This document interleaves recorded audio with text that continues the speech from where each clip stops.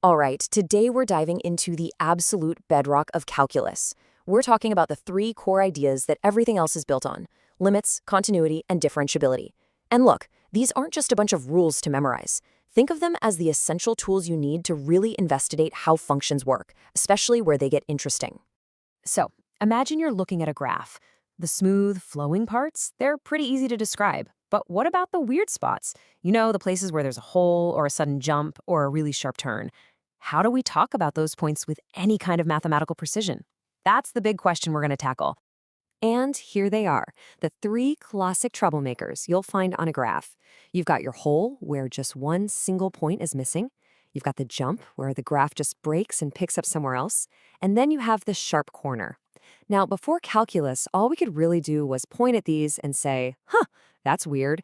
But now we've got the tools to really analyze them. Okay, so our first tool is the limit. And honestly, the best way to think about a limit is like it's a superpowered magnifying glass. It lets us get right up to a specific point on the graph, infinitely close, in fact, but without ever actually landing on it. We're just looking at the neighborhood around the point. So what is it really? A limit is all about the value a function is heading towards. It's about the journey, not the final destination. We don't really care what the function's value is at the point, just what value it seems to be approaching. That word, approaches, that's everything here. Now, to be really sure about where this function is heading, we have to be thorough. We can't just look from one side. We have to check the approach from both directions. So we sneak up on it from the left side and see what value we're getting close to. That's called the left-hand limit. Then we do the same thing from the right side, and that's the right-hand limit. So for a limit to officially exist, it's got to pass a simple three-part test. First, the left-hand approach has to be heading towards a real number. Second, the right-hand approach also has to be heading towards a real number. And third, this is the big one, they have to agree. The left and the right have to be approaching the exact same value. If they don't, then sorry, no limit exists at that point. Okay, let's grab our next tool, continuity. If a limit tells us where a function is headed, continuity asks a pretty simple follow-up question. Okay, but did it actually get there? It's all about checking if the graph is one connected piece, with no breaks, no gaps, no funny business. And you guessed it, we've got another clear test for this. It's a three-step checklist. Number one, the limit has to exist, so the left and right sides have to agree on where they're going. Number two, the point itself has to exist. There actually has to be a filled-in dot on the graph for that x value. And number three, the destination has to match the journey. The limit we were approaching has to be the exact same value as the actual point on the graph. And this is what happens when that test fails. If you've got a hole in the graph, that's what we call a removable discontinuity. The limit exists, we're heading toward a clear spot, but that spot is either empty or defined somewhere else. That fails step three. With a jump, we have a bigger problem. The function is heading to two different values from the left and the right, so the overall limit doesn't even exist. That fails step one right out at the gate. All right, we've checked for an agreed-upon destination with limits. We've checked for a connected path with continuity. Now for our final tool, differentiation, which asks for something even more demanding: ultimate smoothness. This is like putting the function under a high-powered microscope to make sure there are absolutely no sharp edges. Now, the formal definition of this ties it all to geometry. It says a function is differentiable at a point if and only if you can draw exactly one, a unique, non-vertical tangent line at that point.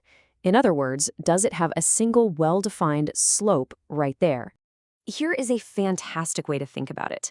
If a function is differentiable, if it's smooth at a point, then as you zoom in on it closer and closer and closer, that curve will start to look more and more like a perfectly straight line.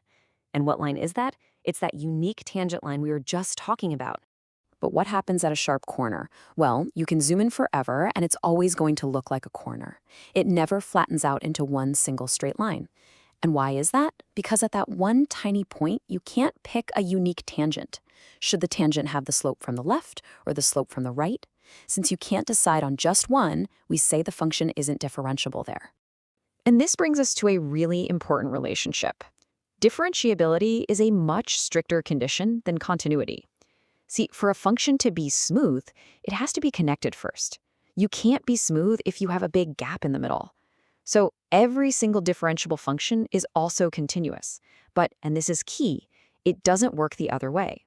A function can be continuous, like our graph with a sharp corner, but not be smooth enough to be differentiable. So let's put this all together. These three concepts, limits, continuity, differentiation, they're not just a random list of things to learn. They actually form a logical progression, a hierarchy.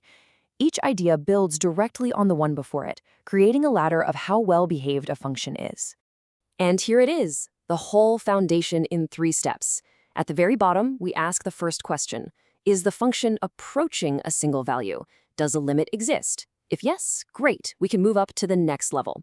We then ask, does the function actually reach that value? Is it continuous? And if that's also a yes, we can ask the final, toughest question. Does it get there smoothly? Is it differentiable? Each step up is a higher and higher standard. So the next time you look at a graph, I want you to see it in a new way. Don't just see a line, see the story. Look for the holes, the jumps, the sharp corners, because those problem points aren't just quirks. They are the exact places where the most interesting calculus happens. They're the gateways to understanding change itself, which is what calculus is all about.